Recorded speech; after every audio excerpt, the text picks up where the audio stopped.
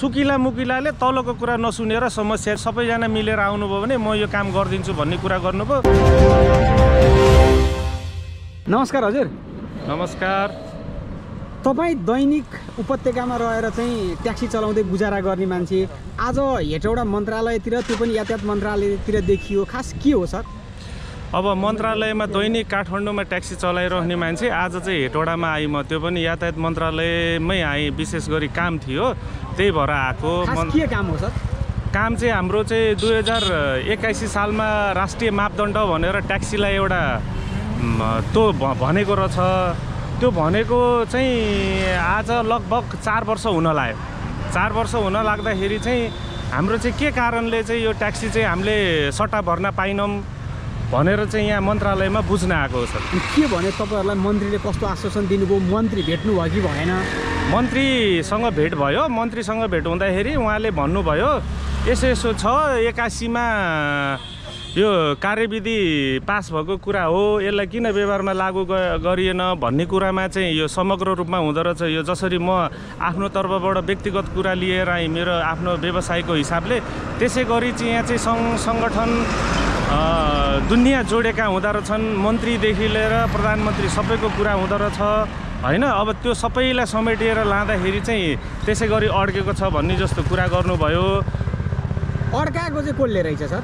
अड्काएको चाहिँ हजुरको चाहिँ यो हाम्रै व्यवसाय चाहिँ कस्तो रहेछ भनेदेखि ट्याक्सी चलाएर हिँड्ने चाहिँ स्वरोजगार ट्याक्सी भयो, उसको आफ्नो पीडा एक ठाउँमा छ भने यसलाई चाहिँ माथिबाट टुप्पी तानेर यो मेरो नियन्त्रणमा हुनुपर्छ भन्ने चाहिँ अर्को हुँदो रहेछ। त्यो चाहिँ मलाई पनि थाहा थिएन, त्यसै कारणले चाहिँ अड्केर बसेको रहेछ। आज त्यो थाहा पाउनुभयो तपाईँले? मैले प्रष्ट रूपमा थाहा पाएँ सर। अनि अब यो के गर्नुहुन्छ तपाईँहरू? जस्तो अब मन्त्रालयमा आउनुभयो, ज्ञापन पत्र बुझाउनु भयो, मन्त्रीको कुरा सुन्नुभयो, अब तपाईँहरू यत्तिकै चुप लाएर बस्नुहुन्छ या अथवा के हुन्छ? हुँदैन सर, आफ्नो काम हो, गर्ने काम गरिन्छ। अब यो यतिकै चुप लागेर बस्नुभन्दा पनि यो मेरो आफ्नो व्यक्तिगत कुरा पनि होइन, यो राष्ट्रसँग जोडिएको कुरा भयो।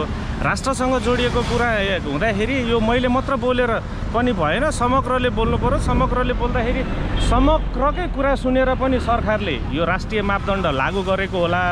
त्यो लागू गर्ने क्रममा त उहाँहरूले भनिदिनु भयो यो सरी हुन्छ, राष्ट्रिय मापदण्ड यसरी बन्छ भनेर उहाँले चाहिँ एउटा कार्यविधि पास गरिदिनु भयो। त्यो व्यवहारमा लागू गर्ने जाने क्रममा चाहिँ फेरि कुरो त्यही आयो, व्यवसायी एकतिर रहेछ, स्वरोजगार अर्कोतिर रहेछ। सुन्नुपर्ने कुरो स्वरोजगारको सुनिदिए ठुला बडाले व्यवसायको कुरा सुन्दै जाँदाखेरि व्यवसायीले नै अड्काएर राख्नु भएको छ। यो चाहिँ भनेपछि यहाँ समस्या देखियो होइन त? एकदम, यहाँ एउटा मात्र समस्या होइन, 17 थरीको समस्या देखियो सर। अब के गर्नुहुन्छ तपाईँहरू? अब यसमा यही हो, फेरि पनि उही कुरा आउँछ, आफ्नो हक अधिकारको कुरा हो। त्यो चाहे मन्त्रालय होस् चाहे यो राष्ट्रसँग होस्, सबैले आफ्नो खोज्ने कुरै हो। त्यसो गर्दाखेरि अब यो एजेन्डा आफूले बोकेर हिँडेको छु, त्यो मेरो एउटा टाउकोमा पनि छ। अब यो कहाँ जाँदाखेरि समस्या समाधान हुन्छ, म त्यहीँ दौडिँदै जान्छु सर। अब यो अन्त्यमा जस्तो यो राष्ट्रिय मापदण्ड कुरिरहेका स्वरोजगार ट्याक्सी चालकहरू के भन्न चाहनुहुन्छ? यो राष्ट्रिय मापदण्ड कुरेर बसेका ट्याक्सी चालकहरूको सबैको एउटै पीडा छ। एउटै पीडा भनेको सबैजनालाई आफ्नो किसिमको, तर सबैजनाको कुरा सुनेर पास गरेको हुनाले सबैजनाले गरिदिनुपर्ने कुरा हो। एउटैको मात्र सुनेर भएन, मेरो मात्र सुन्नुपर्छ भन्ने होइन, सबैजनालाई समेटिएर नै राष्ट्रिय मापदण्ड बनाएको होला। त्यही अनुसारको व्यवहार हामीले गरिदेऊ भन्नलाई आएको हो। अब त्यो हुन अहिले सकेको छैन। त्यो एउटा कारण चाहिँ के रहेछ भने फेरि कुरो आयो, व्यवसायी एकतिर, यो सुकिला मुकिला अर्कोतिर। यो भएको कुरा चाहिँ के भने सुकिला मुकिलाले तलको कुरा नसुनेर समस्या चाहिँ यहाँ अड्केर बसेको। अब हाम्रो मन्त्रीज्यूले पनि त्यही भन्नुभयो, सबैजना मिलेर आउनुभयो भने म यो काम गरिदिन्छु भन्ने कुरा गर्नुभयो। त्यही हुनाले चाहिँ अहिले यहाँबाट निक्लेर हिँडेको, फर्किन लागेको सर काठमाडौँ। हस्, धन्यवाद हजुर।